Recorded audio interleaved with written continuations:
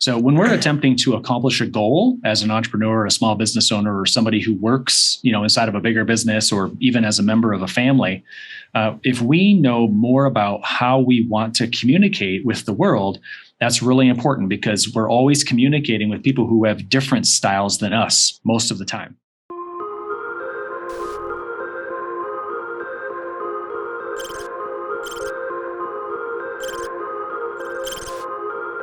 Welcome to Summer First Experience.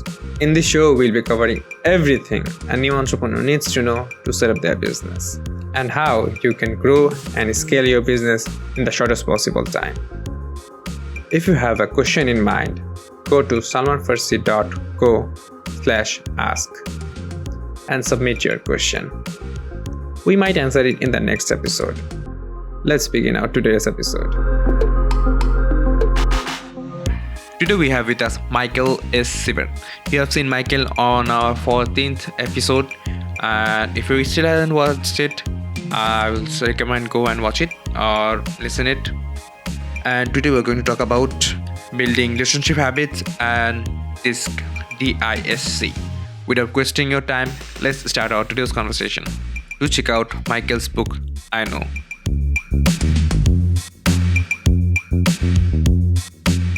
What is DISC?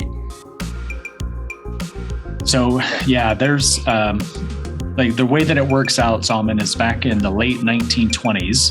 A guy named William Moulton Marston was studying the 4 different types of people and how we communicate. So since the late 1920s, right, there's been a lot of iterations, there's been a lot of additional psychological research, but I'm certified by an organization in Arizona called Target Training International. And so they are doing a lot of really interesting research into understanding DISC or D-I-S-C, what it means and how does it affect each of us. So D stands for dominance, and it's how we deal with problems and challenges. I stands for influence, and it's how we deal with the relationships around us, like people and contacts. And how do we persuade them, if you will?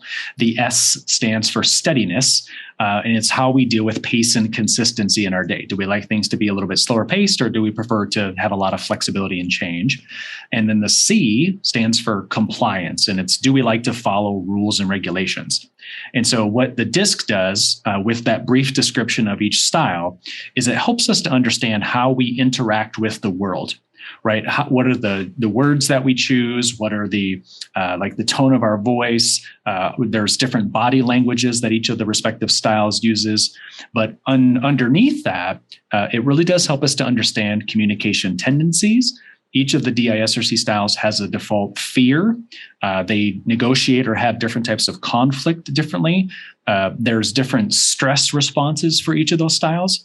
So it's really important to understand that it's a great look at how we interact with the world, but it can also tell us so much more about ourselves. Awesome. So how many styles are there? So there are 4 core styles, the D-I-S-C, but then there's roughly, let's say, 60 different combinations. Right? There's lots, but there's roughly 60 different style combinations, if you will.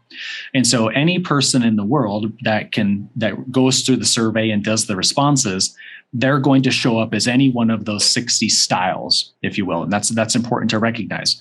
And so each person on earth has a different or an authentic style, and it's important that they know what that is. So as a coach, when I think about coaching entrepreneurs or I think about coaching other people in my life, I like to know what is their preferred style, right, of these 60 kind of combinations, if you will. And then how does that help them accomplish the goals that they want to accomplish? Because the way that we interact with our goals or the way that we interact with the people around us or the way that we're going through and taking action is different in each of those respective styles. Does everyone has a unique style? Yeah, like we can, I mean, everybody does have a unique style, but most of the time it kind of falls into one of those 60 combinations, if you will. Okay. How does understanding this help us in our normal life? Yeah, it can be enormously helpful for the things that we do day to day today. So when we're attempting to accomplish a goal as an entrepreneur, a small business owner, or somebody who works, inside of a bigger business, or even as a member of a family, if we know more about how we want to communicate with the world, that's really important, because we're always communicating with people who have different styles than us most of the time, right? So it's really important that we figure out, okay, what's my style? And then what's the style of the person I'm communicating to? So if we can adjust and amend our style just a little bit to anybody else that we're communicating with, we can form more deep and more trust-filled relationships with them. So that's important. How do we adjust our style to somebody else so that we can form deeper, more meaningful relationships? So that's one way. Now, another way that I would use this or talk about this is through the lens of fears. So each of us has fears. Like if we're trying to start a business or we're trying to do something professionally, there's always something in our heart that stops us, right? Yeah. So the D person, they fear being vulnerable. The I person, they fear not being liked by people around them. The S person fears loss of security. They like to feel safe. Or the C person, they fear criticism of their work.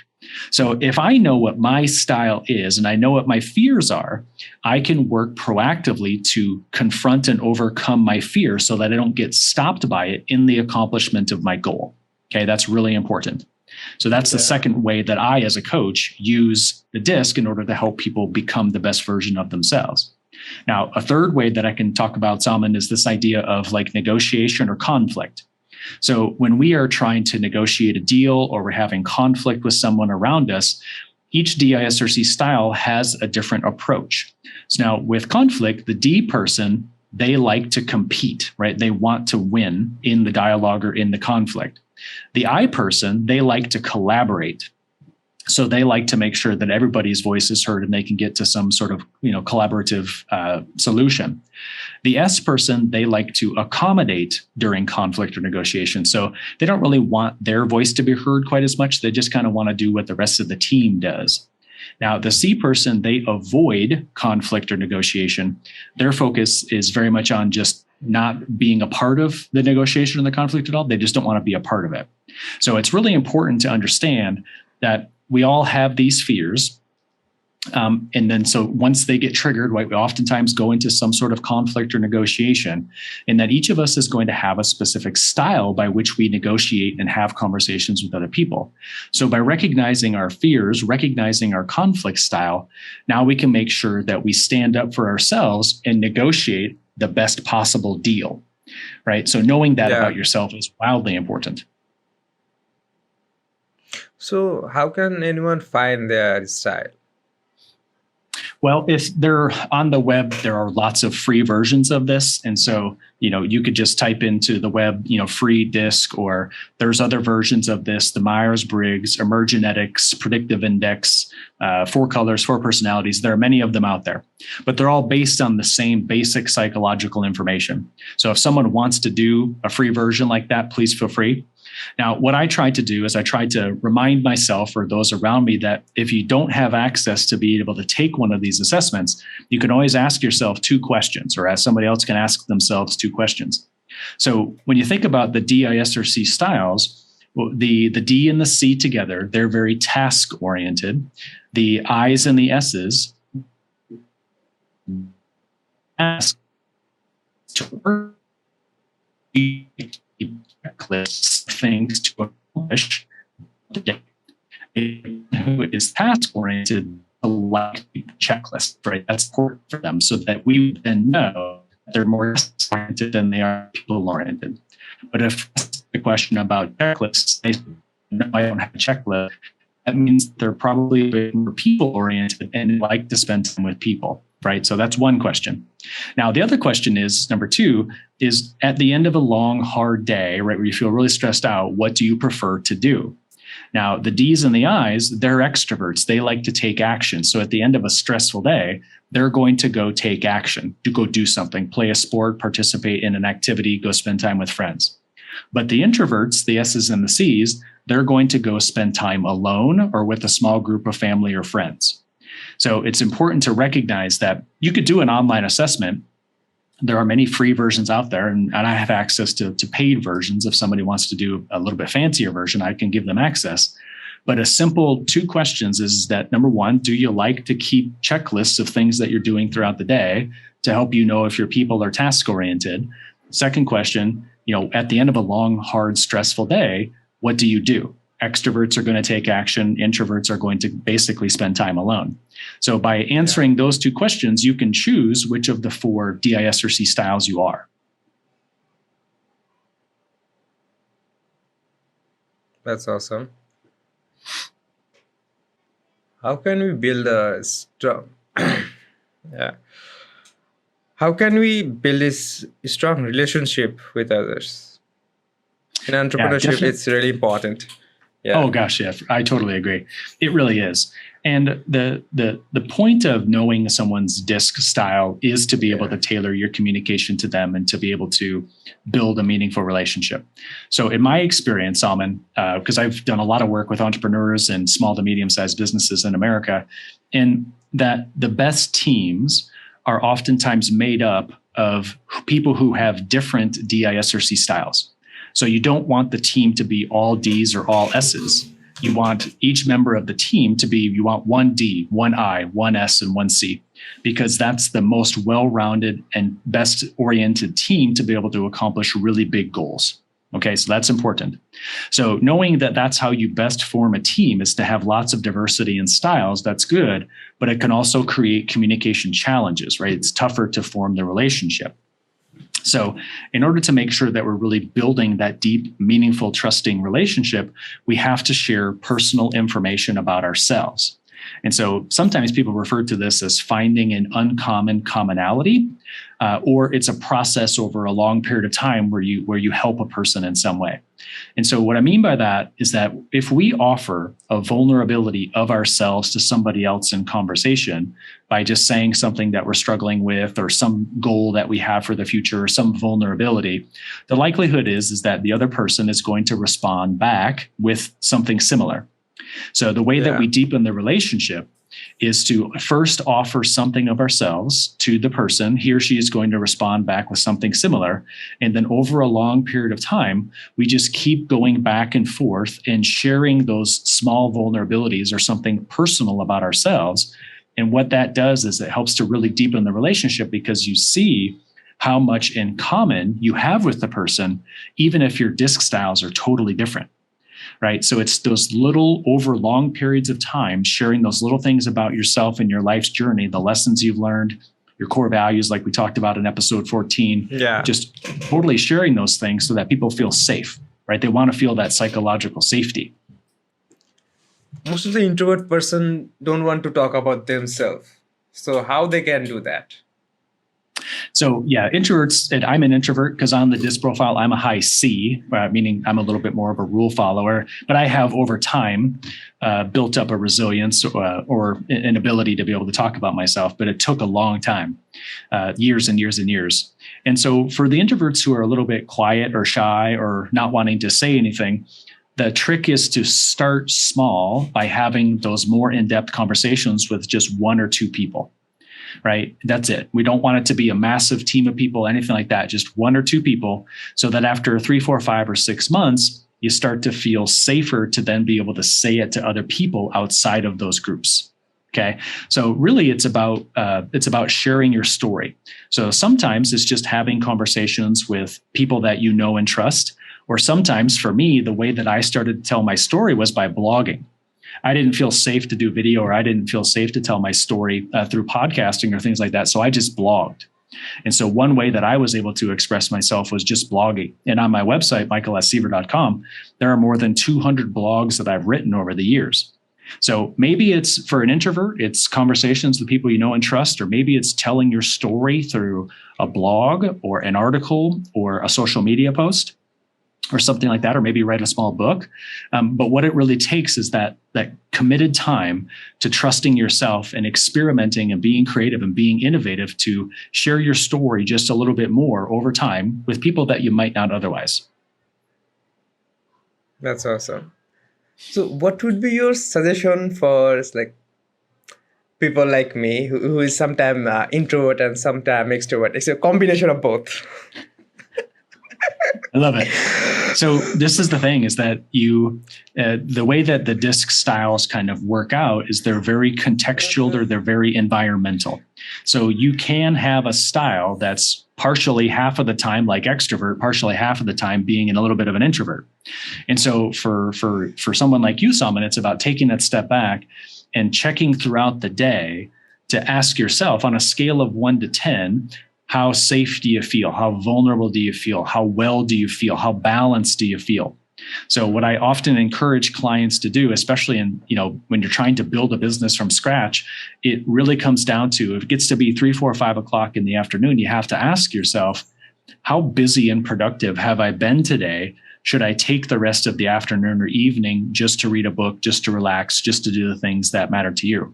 So it's like, sometimes I've encouraged clients to even set a reminder on their phone that at 3, 4, 5 p.m., it just pops up a question and they have to answer it. And that's about, okay, how much energy do I have right now? How well do I feel? So it's kind of like checking in with your own heart. And so if you feel sad, or you feel mad, or you're feeling low on energy, that's a sign that it's time to just go home and to not be around anybody else for an introvert. But if you're feeling okay, like you're feeling like you have a higher level of energy, then that's a sign that it's okay to spend time with other people, or to do another business project or something, right? So it's about, how do you check in with yourself to make sure that you're feeling one way or the other, and just honoring that feeling in the moment. You mentioned about the questions, reminder questions. So what type of questions? To assess your energy? Yeah.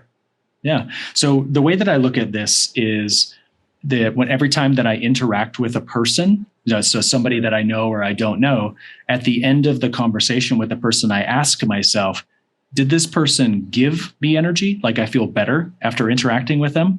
Or did they extract my energy, right? Do I feel worse as a result of interacting with them? So that's one way, is to look at the person. Another way to assess your energy, like we talked about in episode 14 with core values, is that you can compare the activities that you've done that day to your core values. And you can ask yourself, what percent of today did I live my core values? And if it's a high percentage, that's a good sign. That will give you energy. If it's a low percentage, that's a sign that we need to adjust something about your day so that you can feel more fulfilled, right? So look at it through who you're communicating with, how you feel in your heart, what percent of the day you're living your core values. Now, we can also talk a little bit about someone's life purpose or their personal mission. And a personal mission is really important here too. It's like your personal why. And so I often ask myself, because my mission is to unlock human potential. So I ask myself throughout the day, am I really living my purpose, right? And how am I unlocking potential? So I ask myself that, right, throughout the day. And then if I have to tweak or adjust something that day or that week, I do. Now, you could also ask yourself through a series of questions, maybe if you keep a journal or similar. There are many journals out there that have a series of questions already built into them. And if you answer those questions, that would also give you an insight into how do you maintain that balance, or how do you get more energy back, right? So sometimes it's just assessing yourself. It's looking at the person you just interacted with. It's comparing your day to your values or your mission. But any of those things will help you to make sure that you're keeping your energy high. Absolutely. In episode 14, you mentioned that you and I have kind of a similar story. We talk about openly on our websites. I didn't ask you then, so when I saw the video, it comes into my mind. So, how is that? So this is the great thing about life, Salman, is that there are many people across the entire globe that I would refer to as being like members of a soul family. So, it's easy for us to know our family through our parents or through our siblings or through our own children, right? The blood family, if you will. Yeah. But I think that there are many people around the world who are members of our soul family, people who are very similar to us, even though they might be in a different part of the world. So when you talked about how, you were spending time not necessarily knowing if you were going to stay on Earth or not, right? And so in May of 2019, I was really considering something similar, right? I was considering, do I really want to be on Earth at all? Because I was going through a lot of hardship. And, this is important for any entrepreneur listening, is that I started my business in 2011, but in the mid part of 2018, I decided to leave a 6-year romantic relationship, and we were sending her daughter off to college. So for the first time in my life, I had this successful business, but my personal life changed almost overnight. And so I felt very lonely. I felt very afraid. I was very not sure what was going to happen in the future. And I'm not sure, Salman, if that's similar for you, but all of a sudden things just changed and I didn't know what to do. So what I tried to do was I tried to double down on a few things inside my business. I tried to do some workshops. I tried to launch some online courses, but those didn't work either. So for the very first time in my life, even though I was already 7-8 years into building my business, I was very alone. I was very afraid, and nothing that I was trying seemed to be working. So in May of 2019, I contemplated suicide, where I was wondering, what's the point of me being here on Earth if everything that I do keeps failing and failing and failing and failing? Did you feel the same way in any way, shape, or form? Little bit of differently, but I can resonate a lot of things. Yeah. And that's okay. So it's just important to recognize that as we make these transitions in our life, all of a sudden, we start to doubt ourselves. We start to wonder. We start to, to think about these things. And what I realized after going through that experience was that there was a way for me to release some of the old mental models and to get refocused in on what it was that my business was really supposed to be, what it was that my life was really supposed to be. And you say something, I don't know if you said it in our last episode, but you definitely talk on your website about if you really want to help others, it's about helping yourself first. Yeah. And right, that's really important. And I didn't do a good job of that, right? In my business in the first 5 or 6 years, I really wasn't doing a good job of honoring myself or helping myself. So in the summer of 2019, I spent a lot of time helping myself. And that made me feel as good or as whole or as safe as I do today. And so I hope, Salman, that you're in that place that you get to help yourself a lot too. Absolutely. So personally, I feel like I don't have any personal life. A lot of work, huh? I just work, nothing else. You and I both do work a lot. I give you that. Yep. Sometimes I feel I should take a break, actually. Most of the time I work around 12 to 16 hours a day. Wow. Yeah, it's definitely time for you to take a break, my friend. It's definitely time. And I noticed one thing. I remember when we were doing our podcast, recording our episode for last episode, I was a little bit of sick. It was around third week of that month. Exact same time, 1 month later, last month, on the third week, I was sick again. There was a pattern. There's a pattern there. Yeah. Yeah. Yeah. And that's the thing, is that the human body, it will tell you what it needs if we slow down enough to listen to it. And so we are not designed as a species to work 12, 15, 16 hours a day. Right? Sometimes short term, we have to do it.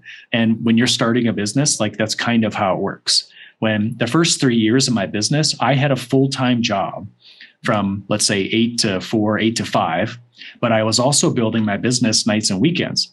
And so oftentimes my alarm would go off at 3 a.m. and I would work for 3 hours before I would eat breakfast and get ready and go to my regular job. And then after my regular job, I would continue to coach or serve clients or write material for the website or fill in the blank. And so I remember going through those periods of time, and it was an important learning. But if I could go back and do it again, I would slow down a little bit, because it doesn't matter if the business accomplishes in 12 months, what it might accomplish in 15 months. So by taking a little bit of extra time for yourself to feel safe and balanced and rejuvenated, if the goal, you accomplish it in 12 months or 15 months, in the totality of your life, you're not going to remember that, right? It's not going to matter. But if you're sick all the time, that means that your body's trying to alert you that it's time to take a break. And so for you, there's that pattern of working really, really hard, but your body is telling you, hey, we need to slow down a little bit. And that's okay too. I haven't slept last night. It's around 2 days. I haven't slept. Especially this malware attack giving me a lot of trouble. Yeah. My huge data is at risk. Sorry. Yeah. And that's important, right? When those things pop up, we do have to address them and deal with them. But I really hope that after you get those things figured out, that you can just take 8, 9, 10 hours, whatever night, and just relax, because your body definitely wants to recharge. I think so. So let's talk about the relationship habits, relationship building habits. Yeah. You mentioned about 8 relationship building habits. So what are those? Yeah. Well, we just talked about one for the last few minutes about DISC and tailoring communication. Yep. And that's great. So that's important to know how to know yourself, but also know how you can tailor your style to others. So that's the first. Now, another thing that I talk about, or I want people to understand, is that when you share your story, so number 2 is, how do you share your story more? Right? So talking about your life's journey. And so that can happen in a lot of different ways. That can happen through conversation that you have with a friend. It could be going to a networking event. It could be a blog or a podcast or something that you start for yourself. It could be video that you cut about yourself. It could be something you say on social media. It doesn't really matter so much. And I have a friend in Austin, Texas, who paints a lot. She's an artist. That's how she tells her story, is through the things that she paints. So sharing your story is all about you choosing the vehicle that is safest for you, but you constantly talking about your life's lessons and the challenges that you've overcome, the lessons that you've learned, the people that you've helped, the things that you want to leave as your legacy. So that's sharing your story, right? Choosing the vehicle, but constantly talking about the things that you've learned and how you want to help them. Okay. Yeah. Now, number 3 is this idea of leading with vulnerability. And I addressed it just a little bit a second ago with regards to that's how you can start to deepen a relationship, is that you have to offer something vulnerably about yourself first. And so that's why I talk about, this idea of committing suicide, or the mistakes that I made at the beginning of my business while working too much, fill in the blank. When you offer a vulnerability, it creates a psychological place in the mind of the other person that you're talking to that makes it okay for them to reciprocate. So they feel safe because you've already offered the vulnerability to then say something vulnerable about themselves. Okay, so whenever you lead with a vulnerability, the law of reciprocity kicks in, and then they will do it back to you. So then if you do that enough times, you're going to find out if the relationship is really strong, and it probably is. Okay, so that's a good one. Now, number 4 is this idea of, how do we ask a lot of really good questions, right? So the human brain was kind of designed or hardwired to like to be able to talk about ourselves. Yeah. So we like to be able to talk about ourselves. So for each of us, Salman, we can ask a lot of questions of other people. So what I would encourage everybody to do is that when you go to a networking event, or you meet somebody for the first time, or you're out and about in public, that if you ask really good how, what, or why questions, any sentence that begins with how, what, or why, at the very beginning of the conversation, and just let the other person talk for 2, 3, 4, 5 minutes, you're going to learn an awful lot of information about them. So you're starting off the relationship in a very good place because you're learning a lot about them. And now you know what you can share back. Okay, so that's going to create a lot more happiness in the relationship, because people like to talk about themselves. They're going to feel happy to do so, and they're going to associate that happiness with you, right? Yeah, and so we absolutely. want them to remember you with that.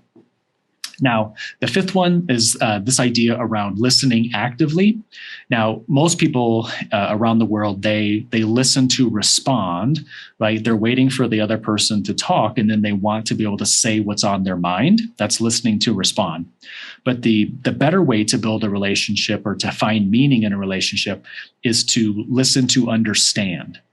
Now, what I mean by that is that if we can slow ourselves down enough to be able to hear what the person's saying, to be able to recognize the tone of voice, or to be able to read their nonverbal body cues, or to recognize the environment around them and associate all of those things together, now we have the ability to listen to understand.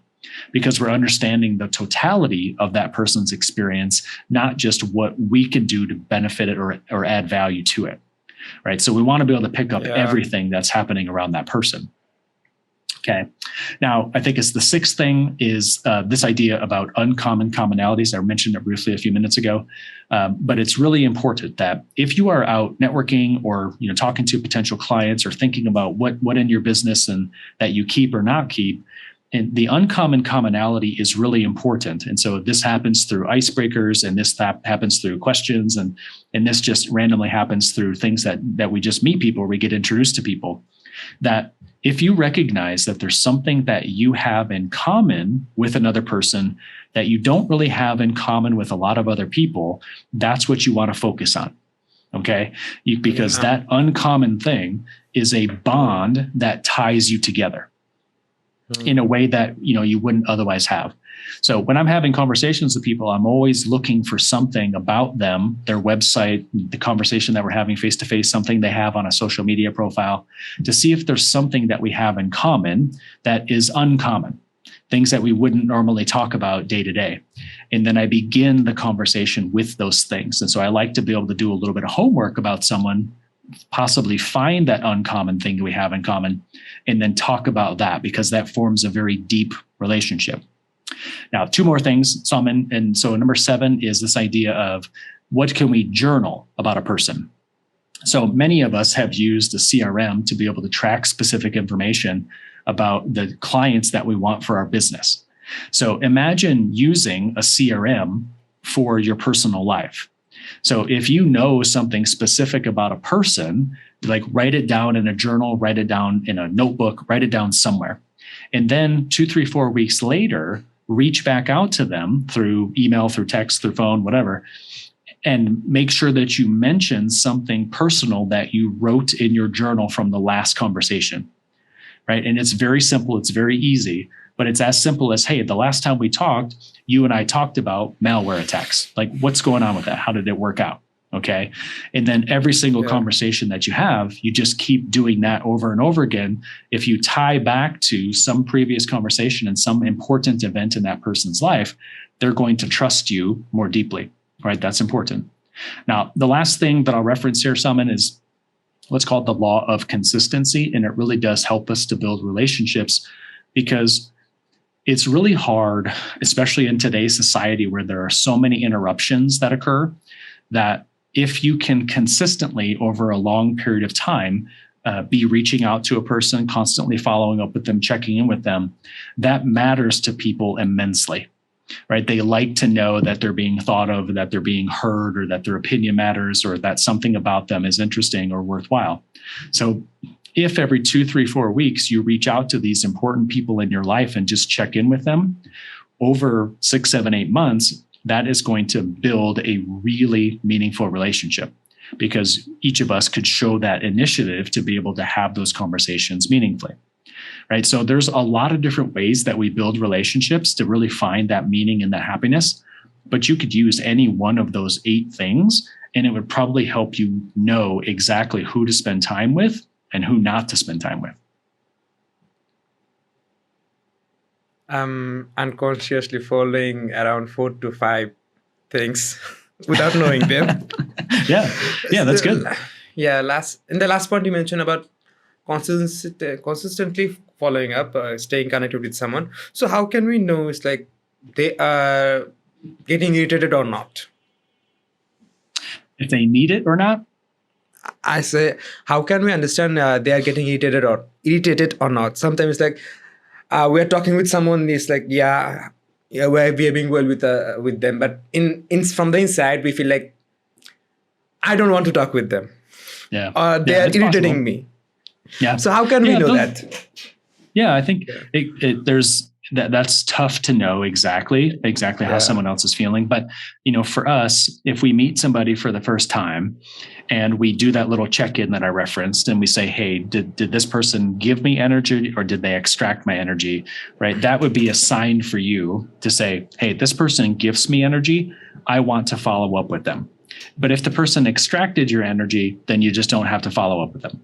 But if they gifted you energy and you felt good about it, now this is the thing, like you cannot always tell if they're irritated or not, right? We can't always know. But what we can do is in the emails or in the text messages or in the social media messages, we can just be consistent in reaching out to them every 2, 3, 4 weeks, whatever it is. And we don't know, we can't control if they're going to get irritated. But if they take a long time to respond, like it takes them days or weeks to respond, that might be a sign that they're irritated. Or if they don't respond at all, maybe a sign that they're irritated. And that has nothing to do with you, right? Don't worry about it. Don't take it personally. It's just that maybe there's some other distraction or interruption or thing happening in their life that they need to address. And that's okay. So what I do in those situations is I just wait another 2, 3, 4 weeks and I reach out to them later if they haven't followed up with me. So there's too many things changing and happening in society right now that I just give people grace and just honor that if they don't respond, it just means that they're really busy and something else has shifted in their life, and that I'll just follow up with them again. But there are 8 billion people on the planet. There's a lot of other people, Salman, that you and I could talk to. Absolutely. It's like, I'm kind of late reply guy. If someone send me a message, I know it's he or she is important for me, but I never reply them instantly. And that's okay. You're working 12, 16 hours a day, like you talked about earlier. So that's all right. Okay. So in those 8 habits, so what has worked most for you? What is the best to do? Says that's how it worked for me. Yeah. When I think about this, all of the 8, have their time and they do work well. I'm an introvert like you, Salman. So I think the one that's the easiest to deploy, but it doesn't really affect anybody else, is when you journal or have a personal CRM about details about other people. So that's really important. They don't need to know that you're keeping it. It's just something that you keep for yourself. So I use a spreadsheet. So I just have a spreadsheet that every single day, I just type in particular information about what I was working on that day, any key learnings, things I'm grateful for, things that were challenging, particular information about people that I meet or interact with. And so I think one of the best things you could do is journal some of those things, not only about your own life, but also about the lives of the people that you're interacting with, so that they know unequivocally that you're not just like anybody else who's just, trying to get something from them or trying to sell them something. They recognize that you're paying attention to the small details in their life, and that they recognize that you genuinely want to do something nice for them. So I think journaling those small details or remembering those small details is probably one of the easiest things you could do, but to the other people in your network, probably one of the most meaningful.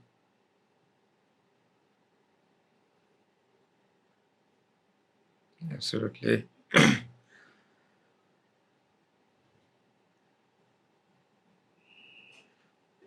It's actually hard keeping all the information. Too much hard. Oh gosh, and there are personal CRMs that are available online, or you could just open up a spreadsheet on your computer and track it there. And when you're working 12, 14, 15, 16 hours a day, it makes it even harder. That's why I always have my spreadsheet open no matter what I'm doing. And so whenever something pops into my brain or something a person says in conversation, I automatically type it into the spreadsheet.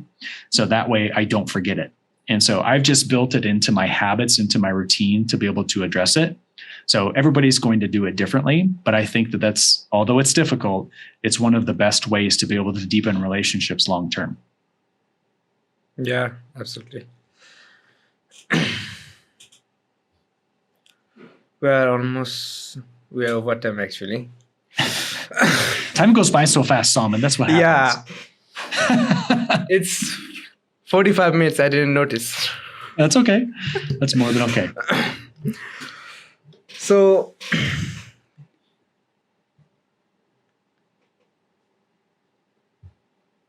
how did you try to commit suicide?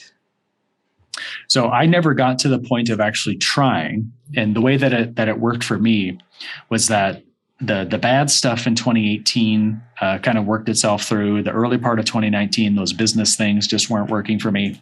And I was in my apartment at the time, And I was so frustrated because I was losing a bunch of money in my business and I didn't have a way to stop it, or I felt I didn't have a way to stop it. And so I was lying on the bedroom floor, just crying. And I was just really struggling with, why is this happening? How can I change this? What is it that I'm going to do to turn this around? I feel a lot of shame right now as a result of this, and I'm really struggling. And so it took me hours just laying there. And I remember thinking a little bit about, what would people think of me if I did this, or what would my stepdaughter say? Like, I thought about a lot of those things in those couple of hours. And I never really thought about how I would do it, because my cat, Cleopatra, she came over and she started to play with me. And so she interrupted me a little bit through that process. And that made me think, okay, I don't actually need to take the next step to, like, how would I do this? It was a reminder that I'm supposed to be here on earth this time, the same way that you're supposed to be here on earth this time, because we both have really important work to do. We're members of the same soul family here to beटर to guide others to that better place, right? We talked about it before, that as we grow and develop, as we help ourselves first, we will then have the experiences and the tools to be able to help others. So I never got to the point of how I would do it, but I was there for a long time wondering, should I do it? For me, it was different, because when I was planning to do that, all my desire, all my wishes were completed. It was a blank moment. I have nothing to do with my life. And so in one way, that's a really good place to be, is to know that you had accomplished the things that you wanted to, or you didn't want for anything else necessarily. And that's okay. But knowing now that maybe you were supposed to go through that experience so that you could help others if they ever felt at that same place for themselves, you now have a vehicle, right? You have a podcast, you have experiences of your own, you have processes, you have resources that you can utilize to help people. So maybe part of your life's purpose is to have gone through that just so you knew how it felt, so that you could guide others if they were considering the same. Yeah, one thing I would say, if anyone's going through something like that, never say, it's like, it's okay, it's gonna be all right. Those shit doesn't work at all. True. Yeah, there's so many more deep feelings that a person is having, that to say it's going to be okay, that's not the right response. Absolutely. So let's end it here. Any last words for our listeners based on our today's conversation? We covered a lot of ground with DISC and building relationships, knowing what it means to really understand yourself, right? Staying on earth is important. And I think one of the things that is really important is each of us in our own respective ways, Salman, is a coach. And I think that as we coach ourselves, like you and I both do, it makes it a lot easier to teach others how to coach themselves. And that allows for us to lead other people by example. And that gives them the safe space to be able to do whatever they want to do, right? Because they see us doing it, then they think it's okay to do it too.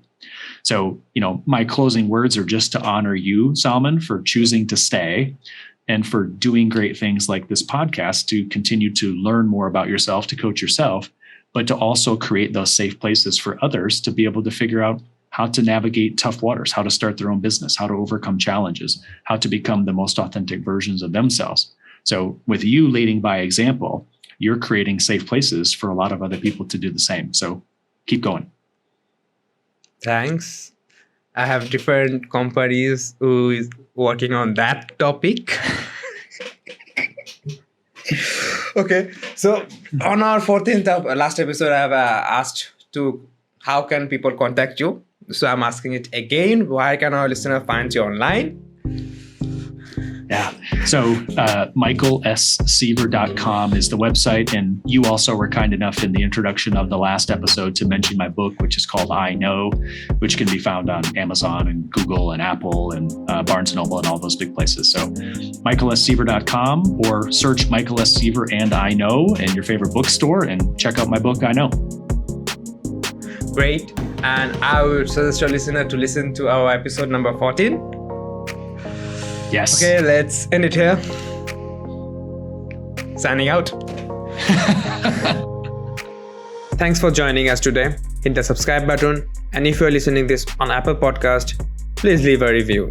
This will really help us to make our future episodes better. Have a question in mind?